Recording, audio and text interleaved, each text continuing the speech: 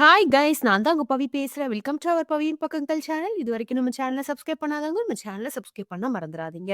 இன்னைக்கு நம்ம பார்க்க போற ஒரு ஈஸியான ஒரு ஈவினிங் ஸ்நாக் தான் பார்க்க போறோம். ஸோ அது என்ன அப்டின்னா, மொறுமொறுன்னு முறுக்கு தான். ஸோ இன்னைக்கு பார்த்தீங்க அப்டின்னா, 4 கப் அளவுக்கு அரிசி மாவு வந்து கடையில வாங்குன அரிசி மாவு தான் எடுத்திருக்கேன். ஸோ அது கூட 1 கப் அளவுக்கு கடலை மாவு நான் சேர்த்திருக்கேன். ஸோ 2யும் மிக்ஸ் பண்ணிட்டு, உங்களுக்கு தேவையான அளவுக்கு உப்பு போட்டுக்கோங்க. அதுக்கப்புறம் பார்த்தீங்க அப்டின்னா, 2 ஸ்பூன் அளவுக்கு நான் வந்து வெள்ளை எள்ளு ஆட் பண்ணியிருக்கேன். உங்கள்ட்ட கருப்பு எள்ளு இருந்தா கூட ஆட் பண்ணிக்கோங்க. ஸோ கொஞ்சம் ஓமத்த நல்லா கைய கசக்கி சேர்த்துக்கோங்க. 2 ஸ்பூன் அளவுக்கு ஜீரகம் சேர்த்துக்கோங்க.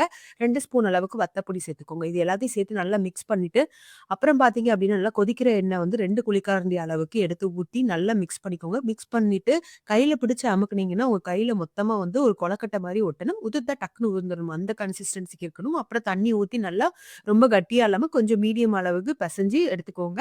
அதுக்கப்புறம் பார்த்தீங்கன்னா, ஒரு பேப்பர்ல வந்து எண்ணெய தடவிட்டு, அதுல நான் ஸ்டார் வச்சு தான் எடுத்துருக்கேன். ஸோ, அத வச்சு சுருள் மாரி நல்லா வந்து முறுக்கு வந்து சுத்தி எடுத்துக்கோங்க. நல்லா கொதிக்கிற எண்ணெயில போட்டு எடுத்துக்கோங்க. ஸோ, சலனம் வந்து அடங்குனதுக்கு அப்புறம் பார்த்தீங்க அப்டின்னா, முறுக்கு நல்லா வெந்திருக்குன்னு அதுவே உங்களுக்கு காட்டிக் குடுத்துரும். ஸோ, அதுக்கப்புறம் முறுக்க வந்து வெளிய எடுத்துருங்க. நல்லா டேஸ்டியான ஒரு யம்மியான, கிரன்ச்சியான முறுக்கு உங்களுக்கு கிடைக்கும். ஸோ, கண்டிப்பா ட்ரை பண்ணி பாருங்க. எப்டி இருக்குன்னு கமெண்ட் செக்ஷன்ல பதிவு பண்ணுங்க. Thank you.